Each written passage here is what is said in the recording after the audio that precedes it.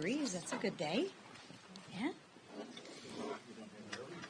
Well, good morning, everyone. And I'm sure everyone saw the Democrats' Choose Your Fighter video. We all catch that? Well, I'm here to tell you that America and Americans chose their fighter last November. They chose to send President Trump and Vice President J.D. Vance to the White House. And Americans chose Republicans to lead the U.S. House and Senate. The American people chose us to fight for lower taxes, energy dominance, and a secure border. Americans also chose us to fight for common sense, not for hatred and lies like the Democrats are spreading.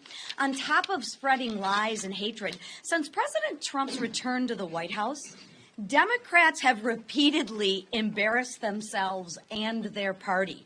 Look no further than last week's joint address.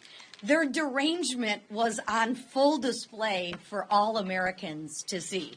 I mean, Rep. Al Green was removed from the chamber for his outlandish behavior. Multiple Democrats walked out. Now, the ones that stayed, they held up cute little signs, though. And the minority leader, he couldn't find one thing that he could support. Seriously? He couldn't find one thing that he could support? A speech that honored America and its people? Sadly, they refused to stand for a child battling cancer, a future cadet's appointment, returning the hostages home. I mean, those are horrible things to stand for, right? I would never applaud those. Democrats don't. We're talking about patriotism. We're talking about pride in our country. They can't stand for that. They're the party of hate. And they hate little kids? They hate America? Maybe Democrats should just join us in building a more prosperous nation.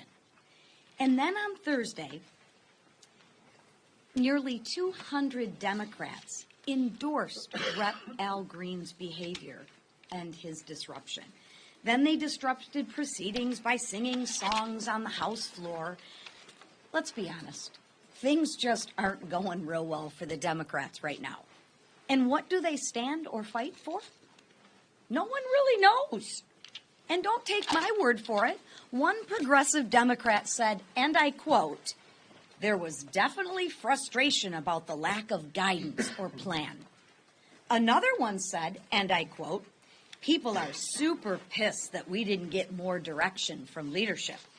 Well, be careful what you wish for. According to reports, Democratic leadership held a closed-door meeting to berate them for their behavior. We'll see if berating the members is a useful strategy. Because deranged Democrats, they have no vision, they have no plan, and they still have no leader. They need something. And since their leadership has given them no guidance, as a member of House Republican leadership, I encourage Democrats to stay the course. Keep hating. Keep doing what you're doing. Democrats hate so much of what President Trump stands for and what the American people stand for that they are willing to shut our government down.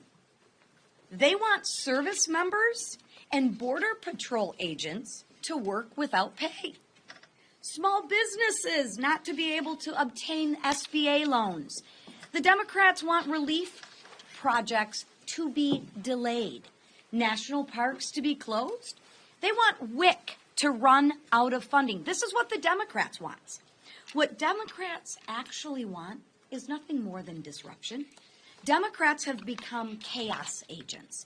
Democrats are deranged. Their disarray is on display for all of the American people to witness, and Americans will witness them attempt to shut the government down. And if a shutdown happens, the Democrats will own it. Just listen to what some of their members have said. One said, and I quote, "I'm not voting for a CR of any length." Now, they might want to read the text before they say that, because the text wasn't even out when they said that. Another said, We'd rather close down the government. And look at the House Democratic leadership letter from Friday, just filled with lies. I mean, nothing but lies. It says that this clean CR is filled with cuts. The American people are smarter than that. A clean CR, listen to it, continues to fund the government. They might need to go back and take a high school civics course. Or perhaps they're just intentionally lying or fear-mongering. I'll presume that it's the latter.